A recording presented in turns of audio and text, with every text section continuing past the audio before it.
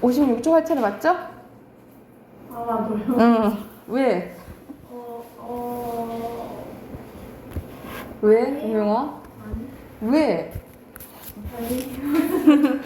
자, 딱 보면은 엄청 너무 짧으시죠? 오늘 너무 짧으신데 정지용의 호수라는 이제 작품인데 이 호수는 좀 이제 보기에서도 잘 나오는 작품 중에 하나다 생각하시면 돼요. 보면은 첫 번째 봐보자. 얼굴 하나야. 첫 번째 보면 얼굴 하나야 손바닥 둘로 폭 가리지 마. 그러니까 우리 얼굴은 손바닥으로 딱 하면 다 가릴 수 있다 이 말이지, 그치? 그런데 자 거의 상반된다라고 생각하시면 되겠죠? 상반되는 거야. 보고픈 마음은 엄청 호수만하다라는 거죠. 보고픈 마음은 정서로 하면 그리움을 얘기하는 거지, 그치? 이 그리운 마음이 호수만하다라는 거야. 그만큼 보고픈 마음이 엄청 크다라고 얘기를 하는 거죠, 그쵸? 그래서 이 호수는 그리움의 크기를 비유한 거다라고 보시면 돼요. 그래서 눈 감을 수밖에. 그러니까는 보고픈 마음이 엄청 크니까 가릴 수 있다 없다? 가릴 수 없다라는 말을 하고 싶은 거죠, 그치?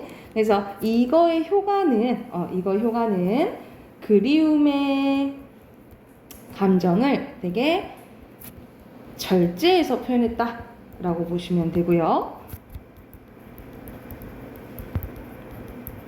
문장이 확실하게 끝났나요? 문장이 확실하게 끝나지? 않았지, 그치? 그래서 문장을 종결하지 않아서 우리가 끝까지 약간 점점점 뭐 말줄임표 같은 거 있잖아요. 그런 것도 어떤 효과를 준다라고 보시면 되냐면 여운을 준다, 기운을 남긴다라고 보시면 돼요. 그래서 여운을 주고 다양하게 해석할 수 있는 여지를 준다라고 보시면 됩니다.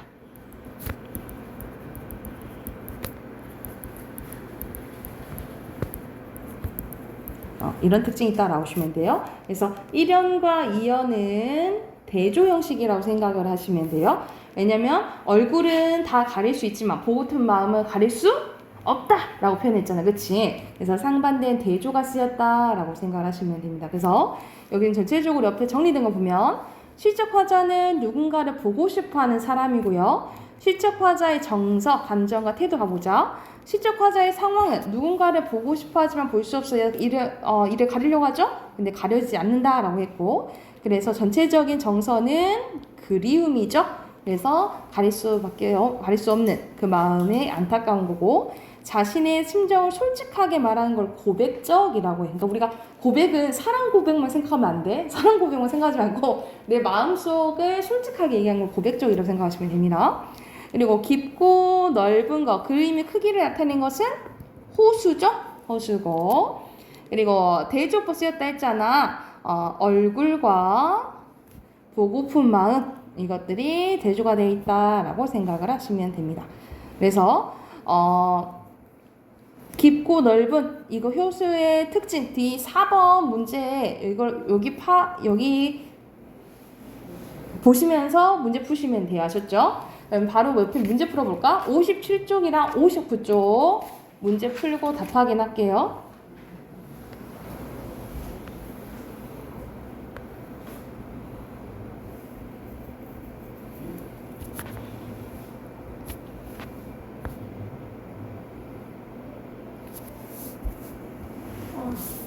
해봅시다. 답 확인할게요. 57쪽 봐보자. 자, 1번에 시적 화자는 시에서 말하는 사람이잖아, 그지? 이거에 대한 가장 적절한 것은 이 사람은 누군가 보고 싶어 하고 있죠, 그쵸? 관련된 거 3번이고요. 그리고 2번에 표현상의 특징으로 가장 적절한 것은 표현상 딱 너무 짧아서 딱 보이잖아, 그치? 1번과 2번이 대조된다 했지? 4번이고요. 그리고 3번에 묻고 답하는 게 있나요? 없죠. 그리고 되게 조용하고 서정적인 약간 분위기 있는 거 맞고요. 한 년에 사음분은 4번 끈을 읽어야 돼. 근데 4번 끈을 읽기에는 너무 짧지, 그지?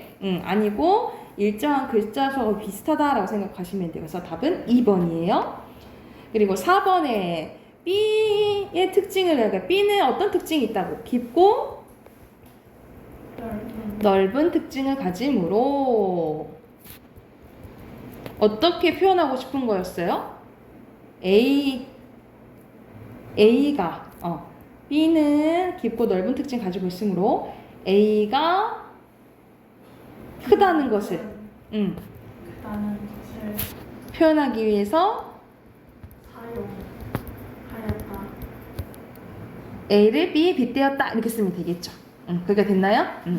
그러니까는 말 그대로 더 자세히 얘기하면 호수는 깊고 넓은 특징을 가지므로 보고픈 마음이 크다는 것을 표현하기 위해서 A를 너는 보고픈 마음은 호수에 빗댔다 이렇게 쓰시면 돼요. 됐을까요? 그래서 빈칸 봐보자. 운율은 음의 수나 음보 등을 규칙적으로 드러나는 외형률. 우리 겉으로 드러나는 걸 외형률이라고 해요. 그리고 겉으로 드러나지 않고 자유롭게 생기는 것은 내재율. 운율의 종류는 이렇게 두 가지가 있어요.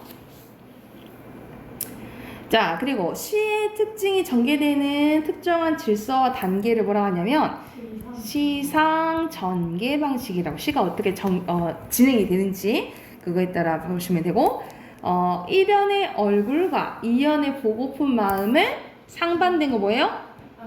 대조하여 그림을 드러내고 있다라고 보시면 되고요. 그리고 X표 표시, 그리고 5번의 기역, 6번의 니은이에요. 얘기가 됐을까요? 그 다음에 비문학 해봅시다. 비문학책. 오늘도 이렇게 받을 줄 알았습니다. 104쪽. 동네 여기 숙제였죠? 네? 여기 숙제였죠? 아니요. 숙제 아니었어요? 그럴 리가. 아니요. 숙제 내줬을 텐데. 아니 저희 저번에 문학을 숙제로 내주시잖아요. 아니었어요? 네, 쌤이 없다 해가지고 엄청 기분 좋게 집 갔는데. 맞다. 자, 그러면 104쪽부터 문제 풀게요. 104쪽부터 108쪽까지 문제 풀면 되겠죠. 104쪽부터 108쪽까지 문제 쭉 풀고 지금 같이 볼게요. 아셨죠? 지금 풀어보게요. 여기에서 숙제하는 기분이 들어요. 자, 104쪽부터 같이 한번 봐볼게요.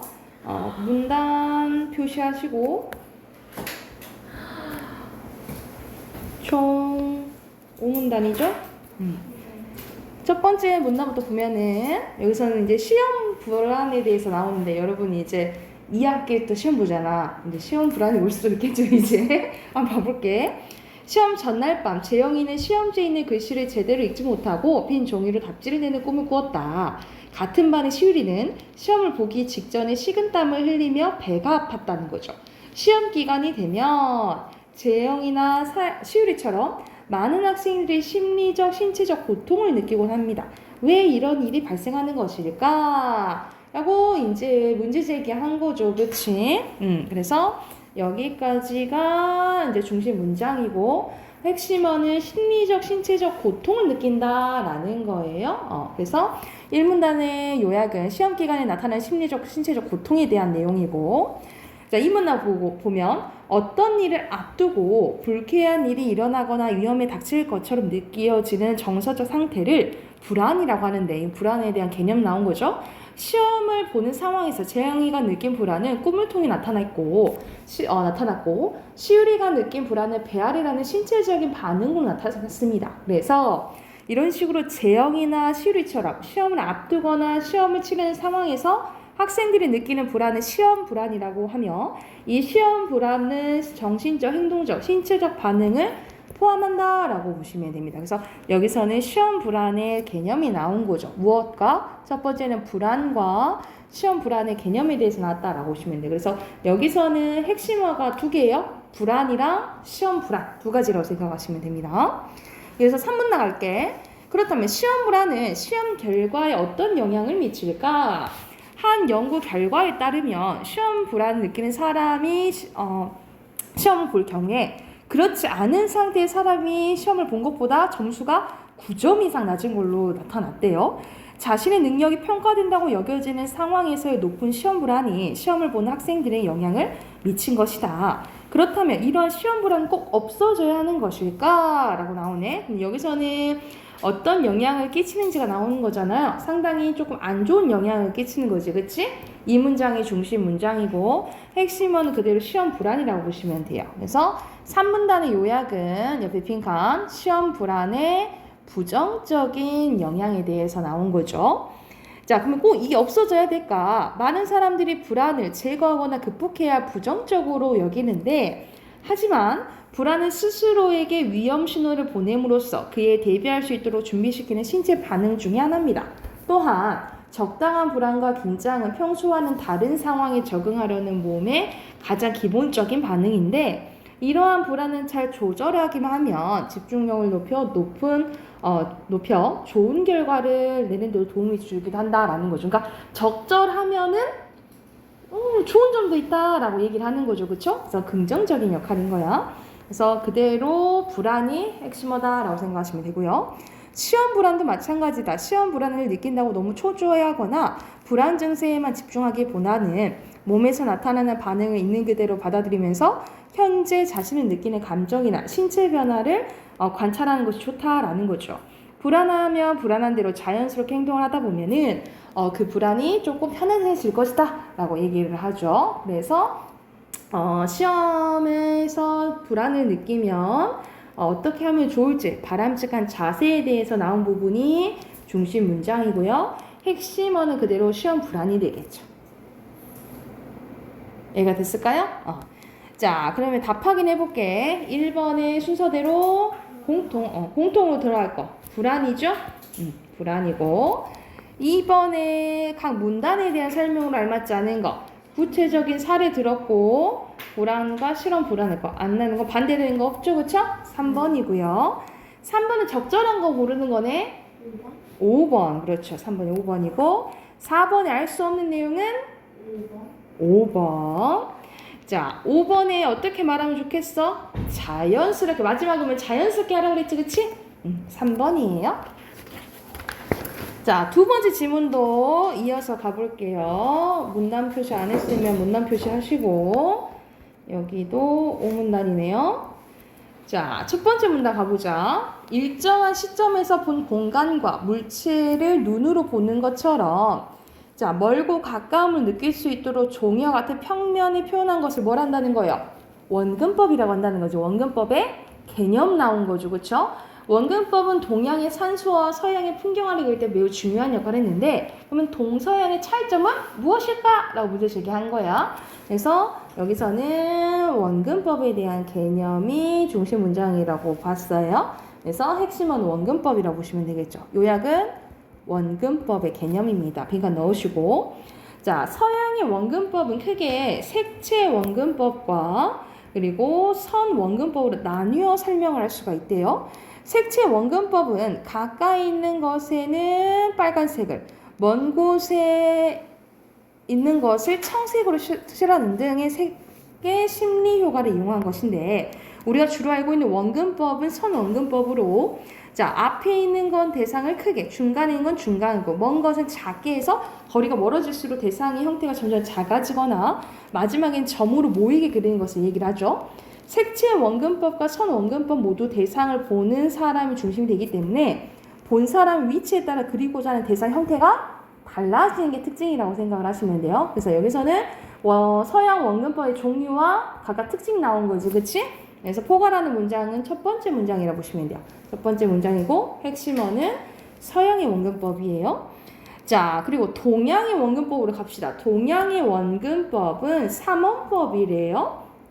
삼원법은 보원법, 심원법, 평원법을 구별할 수가 있는데 똑같은 산을 표현했다 하더라도 높은 산 아래에서 위를 쳐다보는 방식으로 표현한 것이 고원법, 높은 산에서 아래로 보는 게 심원법, 또 산에서 다른 산이 또 비슷한 높이에서 바라보는 게 평원법이래요. 그래서 삼원법은 사람 중심이 아니라 그리고자 하는 대상 중심이라는 거지. 그래서 그리고자 하는 대상을 중심으로 두고 그리는 사람의 다양한 각도에서 이를 담아내려고 했다라는 거죠. 그래서 여기서는 동양 원근법의 종류와 특징에 대해서 얘기했다라고 보시면 됩니다.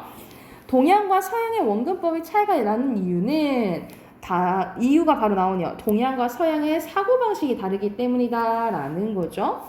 자, 서양 사람들은 인간 중심이고 자연을 정복해야 하는 대상을 생각했다면 동양 사람들은 자연과 인간을 하나로 보고 자연과 인간을 더불어 살아가야 된다고 느꼈기 때문입니다. 그래서 이게 동서양의 원근법이 다른 이유라고 생각을 하시면 돼요.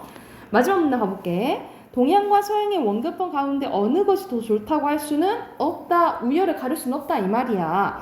다만 각각의 방식의 삶의 방식과 문화적인 차이 때문에 나타난 것을 이해하고 서로 어떤 태도를 가져야 된다. 존중하는 태도를 가져야 된다가 이 사람이 하고 싶은 말이라고 생각하시면 됩니다. 그래서 핵심어는 존중이에요. 자, 6번 빈칸 원근법에 대해서 얘기하고 있죠?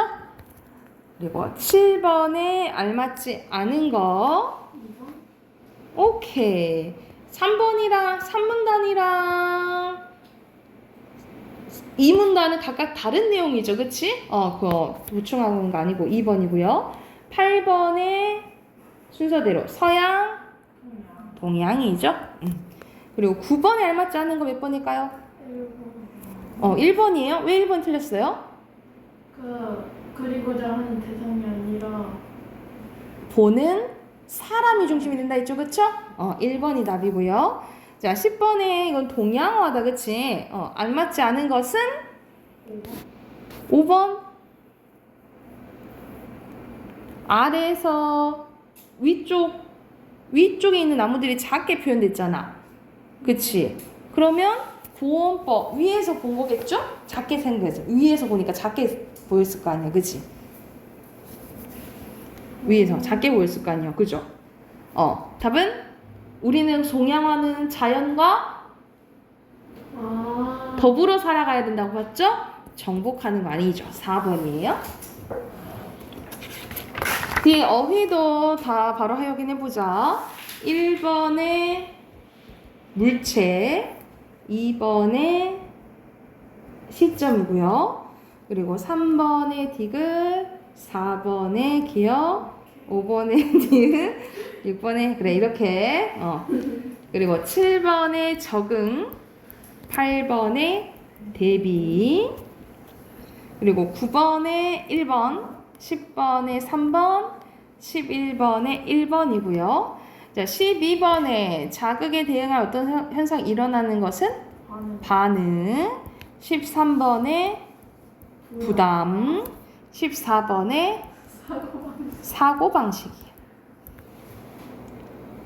됐나요? 여기까지 하고 문법 꺼내볼게요.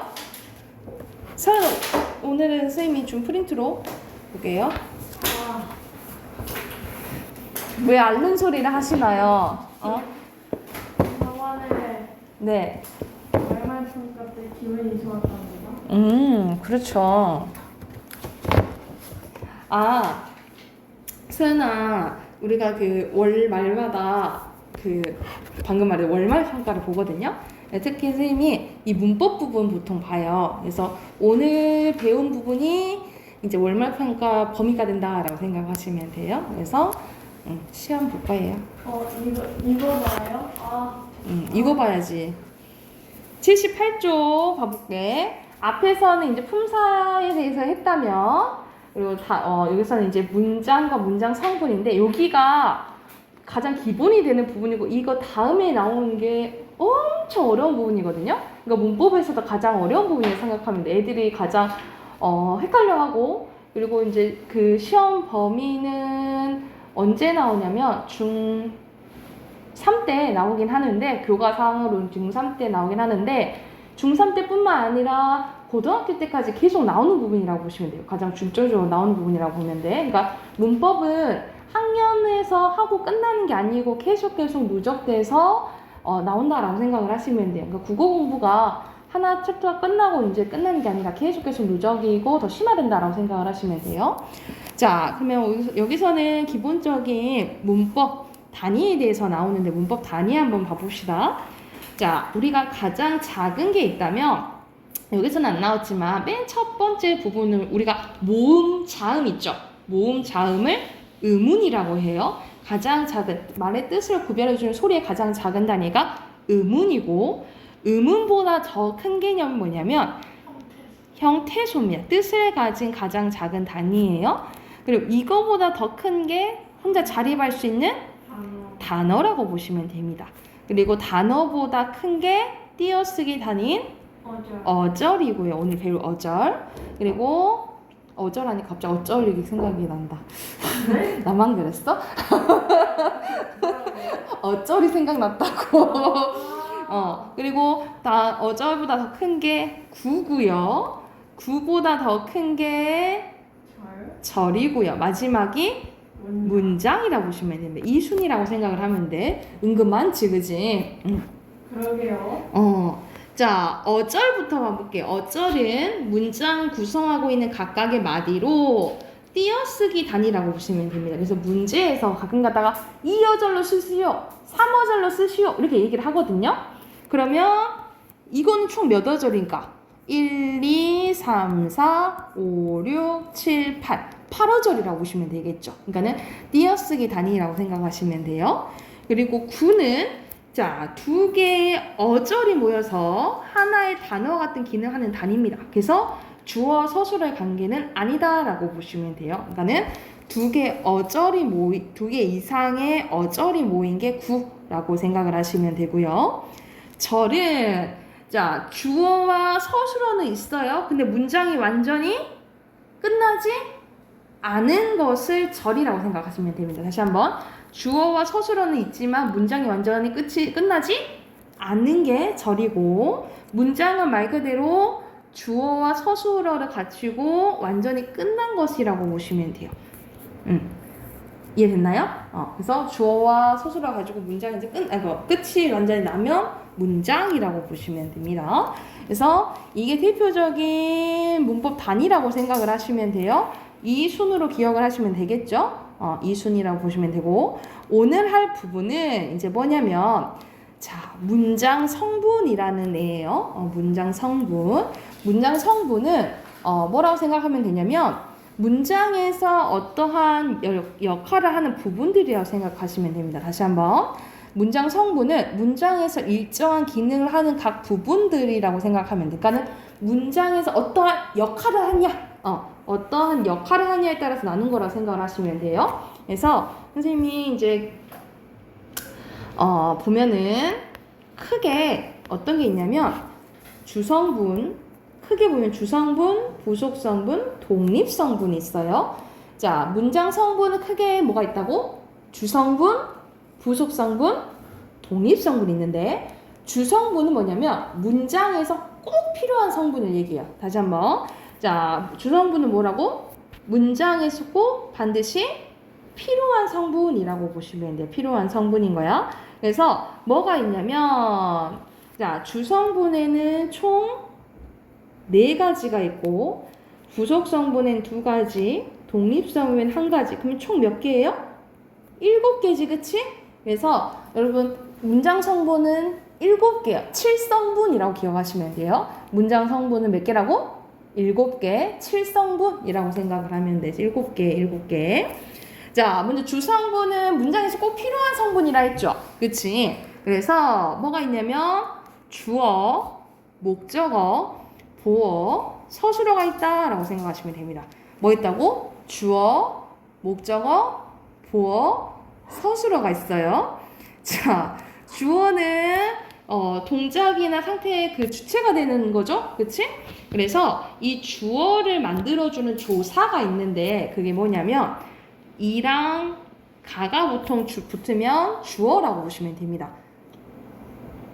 이 가가 붙으면 보통 주어라고 보시면 되고 목적어는 대상이라고 보시면 돼요. 그래서 을과 늘이 붙으면 목적어라고 생각하면 되고 그리고 보어는 보충해주는 말인 거야. 그래서 예를 들어서 나는 아니다 라고만 있으면 부족하지, 그치? 나는 여자가 아니다 라고 했을 때 이 여자가가 보어라고 생각하시면 돼요. 그래서 보어를 만들어주는 것도 이랑 가라고 생각하시면 돼요.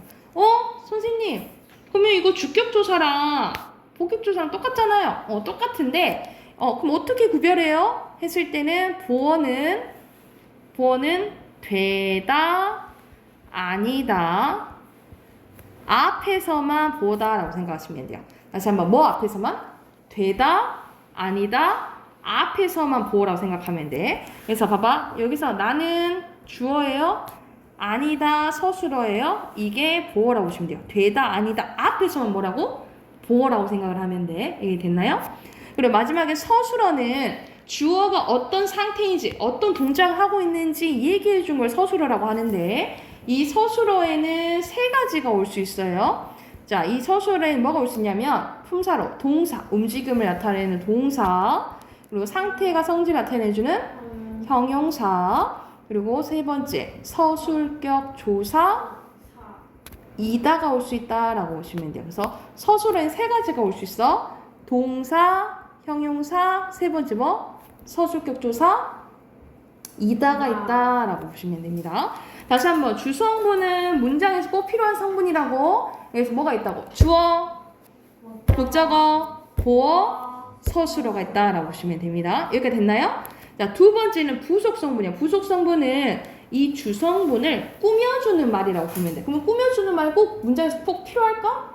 필요하지는 않은 거라고 생각하면 돼. 그래서 주성분의 내용을 꾸며주는 기능하는 문장 성분이라고 보시면 됩니다. 주성분의 내용을 꾸며주는 건데 두 가지가 있어요. 관형어와 부사어가 있다라고 보시면 됩니다. 뭐가 있어? 관형어와 부사어. 이 관형어는 뭘 꾸며주냐면요. 주로 체언을 꾸며주고요. 체언에는 뭐 있니? 명사, 대명사, 수사가 있죠? 그러니까 주로 명사를 꾸며준다라고 보시면 돼요. 관형어는 주로 뭐 꾸며줘? 명사 꾸며준다라고 보시면 되고, 자, 부사어는 주로 뭐 꾸며준대요? 용언 꾸며준대요. 용언에는 뭐 있지? 동사랑 형용사. 그러니까 보통 서술어 꾸며주면 부사어라고 보시면 되겠죠? 그러니까는 관형어는 체언을 꾸며주고 그 외의 것도 다 꾸며준 건 부사어라고 생각하면 돼. 그럼 부사어가 가장 거의 다 많겠죠? 이렇게 생각하면 돼. 다시 한번 부속성분은 주성분을 뭐 해주는 거라고?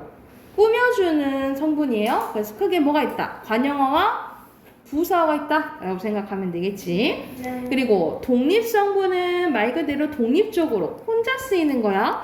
다른 성분과 직접적인 관계를 맺지 않고 독립적으로 쓰이는 문장 성분이라고 생각을 하시면 됩니다. 그래서 자, 뭐가 있냐면 독립어 하나 있어요. 그래서 에구머니나 네, 아니요, 이런 것들 있죠. 감탄사도 다 독립어고요. 그리고 예를 들어서 내가 서연아 라고 불렀어. 그치? 이것도 독립어라고 생각을 하시면 돼요. 이것도 독립어라고 생각을 하면 돼. 그래서 여기서 감탄사랑 부르는 거, 이게 독립어라고 생각하시면 됩니다. 그래서 문장 성분 총 7개 7성분이라 했어. 순서대로 주어, 목적어, 보어, 서술어, 관형어, 부사어, 독립어, 이렇게 생각을 하시면 돼요. 자, 밑에 있는 품사 문장 성분인데 앞에서 품사는 뭐라 생각하면 되냐면 말 그대로 품사는 사로 끝나는 거야. 사. 문장 성분은 뭐로 끝나? 어로 끝나요. 그래서 품사는 단어가 엄청 많잖아. 그 단어를 나누는 거라 생각하면 되고, 문장 성분은 문장에서 하는 역할에 따라서 부여한다라고 생각을 하면 돼. 자, 그러면 더 뒤에 가서 자세히 봐볼게요. 문장의 주성분에 대해서 나와. 주성분. 자, 주성분 방금 했었지, 그치? 문장에서 꼭 필요한 성분으로 첫 번째 주어 나옵니다. 주어는 동작, 상태, 성질들의 주체를 나타내는 문장 성분이에요. 그래서 누가 무엇이 해당됩니다. 누가 무엇이 해당돼? 그래서 주격조사 뭐가 사용된다고? 이, 가 또는 보조사가 붙기도 해요. 그래서 아까 봐봐. 예를 들어서 아까 동명, 이, 가도 되지만 동명, 이, 는도 되죠. 그쵸? 그러니까는 는 이런 것들이 보조사라고 하는데 보조사가 붙어도 주어는 맞아요. 그러니까 헷갈릴 때는 이 가를 넣어서 말이 되면 주어라고 생각하시면 돼요. 이해됐나요? 그래서 이가가 붙으면 주격조사는 이가밖에 없어. 이가 높이는 것은 깨서도 쓰여요. 깨서 또 주격조사다라고 보시면 됩니다. 주어를 만들어주는 거야. 그리고 목적어는 서술의 동작 대상이 되는 문장 성분이라 했죠. 그쵸? 그래서 무엇을에 해당됩니다. 을이라 보면 되겠지. 타동사가 서술을 쓰는 경우에 반드시 목적어 있어야 된다라고 보시면 돼요. 그래서 목적격조사 을이 쓰이고요. 이것도 보조사가 쓰인다라고 보시면 돼요. 그래서 영화도, 영화는 이런 것도 가능하다 이 말이야. 선생님 헷갈릴 때는 뭐 넣어봐야겠어. 을을 넣어봐서 말이 되면 목적어가 되겠죠? 응, 됐죠? 자, 넘겨서 81쪽 보면 자, 보어입니다. 보어는 보충해주는 말이라 했지, 그치? 그래서 서술어 뭐 앞에서만 되다, 아니다 앞에서만 보어라고 서술어 되다, 아니다가 필요로 하는 문장 성분 중에 주어가 아닌 문장 성분이에요. 그래서 복격조사 이가가 사용된다라고 보시면 되겠죠. 뭐 되다, 아니다, 이가 이렇게 생각하면 돼. 이것도 보조사도 가능해요. 이야, 대박. 그리고 서술어에는 선생님 몇 가지 올 수 있다 했어? 여러 가지. 어메. 자, 서술어는 주어의 동작, 상태, 성질 등을 설명하는 문장 성분으로 세 가지가 올 수 있다 했지? 어찌하다, 동작이니까 품사 뭐야? 동사. 그렇지, 동사가 오는 경우. 그리고 어떠하다, 상태니까 뭐가 오는 경우야? 용사. 형용사가 오는 거죠.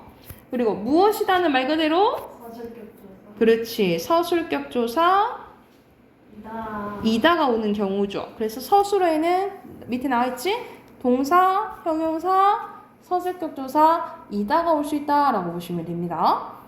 네. 여기까지가 주성분이에요. 네. 넘겨봐. 아. 자, 그 다음에 부속성분은 뭘 꾸며준다고? 주성분을 꾸며주는 기능을 한다 했죠, 그쵸? 그래서 관형어는 뭐 꾸며줘요? 체언을 꾸며주는 역할을 하죠, 그치? 체언을 꾸며주고요. 그래서 관형사 자체가 올 때도 있고요. 관형격조사 의가 사용됩니다. 관형격조사 의가 사용되고 또는 용언의 어간에 관형사형어 및 은이 사용되는 경우도 있다라고 보면 돼. 그래서 항상 여러분 형태를 보고 하는 역할을 봐야 돼요. 자, 어떤 옷 했을 때 옷을 꾸면 옷이 체언이잖아요. 이걸 꾸며주면 앞에 게 뭐라고 생각하면 되는 거야? 관형어라고 보시면 되는 거예요. 새 같은 경우에는 관형사잖아. 여러분 관형사의 개념이 클까? 관형어의 개념이 클까? 그렇지. 관형어의 개념이 크다라고 보시면 돼요. 그러니까 모든 관형사는 관형어가 될 수 있거든요. 근데 모든 관형어가 관형사가 될 수 있을까? 그럴 수는 없다라고 생각을 하면 돼요. 아셨죠? 그리고 의가 들어가도 관형어요. 관형격조사 의가 들어가도 관형어. 예쁜 관형사의 어미 은이 합쳐져서 관형사 역할을 한다, 관형어 역할을 한다라고 보면 돼. 이거 구별해야겠지. 자, 이거 품사와 문장 성분은 달라요. 여기서 문장 성분 어떤 역할 한다 했어? 옷을 꾸미니까 관형어 역할 한다 했지, 그치? 근데 품사는 달라. 품사는 기본형 찾아야 된다 했어. 이 기본이 뭐야? 예쁘다잖아, 그치? 예쁘다니까 품사는 뭔 거야? 형용사다라고 보시면 되겠죠. 이거 구별할 줄 알아야 돼. 품사랑 문장 성분. 항상 구별하는 문제 나와요. 네. 그리고 밑에는 아까 선생님 관형사보다 관형어의 개념이 크다 했죠? 그거에 대한 내용이고. 네. 부사어 가볼게요. 부사어는 체언 이의 모든 것을 꾸며주는 게 부사어라고 생각하시면 돼요. 그래서 주로 용언을 꾸며주는 역할을 하는 문장 성분이다 라고 보시면 됩니다. 그래서 부사격 조사 애가 붙거나 아니면 그냥 진짜 부사가 오거나 용언의 어간에 부사형이 개가 오는 경우가 있다라고 생각을 하시면 돼요. 그래서 체언을 꾸며준 게 아니다. 그러면 다 부사어라고 생각하면 돼. 거의 다 부사어예요. 거의 다 부사어. 그러니까 뭐 이런 접속사들 같은 거 있죠. 우린 접속 부사라 부르지. 접속 부사. 영어에선 접속사라 부르잖아요. 그치? 근데 이걸 접속 부사야. 이런 거 다 부사어라고 생각을 하면 돼. 근데 여기 완전 중요한 게 있어. 따당. 따당 해. 얼른 따당. 아까 우리가 부속성분은 관형어랑 부사가 있었잖아 지금. 근데 이거는 문장에서 꼭 필요한 성분은 아니라고 했었죠. 그치? 그런데 봐보자. 예시 봐보자. 내 동생은 주어예요. 닮았대. 서술어야. 근데 아빠와 닮았대요. 근데 이거 아빠가 없다. 이게 부사어거든요. 근데 없다고 쳐보자. 내 동생은 닮았다. 뭐야? 끝났지? 그치? 부족하지? 그치? 그러면 뭐가 꼭 있어야 돼? 아빠와가 있어야 되는 거죠. 그치? 그러면 이러한 것들이 뭐라고 부르냐면 꼭 필요한 성분. 필수적 부사어라고 보시면 됩니다. 그래서 이게 설명돼 있지. 부사어는 부속 성분으로 기본적인 문장에서 생략할 수 있지만 일부 서술어는 부사어가 반드시 있어야 문장을 구성할 수 있습니다. 그래서 이것은 생략할 수 없어서 뭐라 부른다? 필수적 부사어라고 부른다라고 생각하시면 돼요. 자, 마지막 이것만 하면 끝나. 와. 자, 독립성분입니다. 독립성분은 혼자 쓰인다 했지. 다른 문장 성분과 직접적인 관계가 없는 문장 성분이에요. 그래서 아까 전 선생님이 막 얘기했지. 부르는 거. 호격조사. 아, 야가 붙어요. 뭐뭐야. 하늘시여. 이런 것들. 또는 응, 우와. 이런 감탄사들은 다 독립어라고 생각하시면 됩니다. 그래서 독립어는 다른 성분과 직접적인 관계를 맺지 않고 혼자 쓰이는 거죠. 그쵸? 그래서 뭐뭐야 부르거나 감탄사는 모든 독립어다라고 생각하시면 됩니다. 그러면 오늘 배울 내용 끝난 거야. 그러면 뒤에 확인 문제 한번 문제 풀어볼게요. 84쪽부터 80 쌤 아닌 것 같아요. 9쪽까지 문제 쭉 풀어볼게요. 할 수 있어. 쟤네들은 그럼 숙제인 거예요? 네. 뭐가 있니?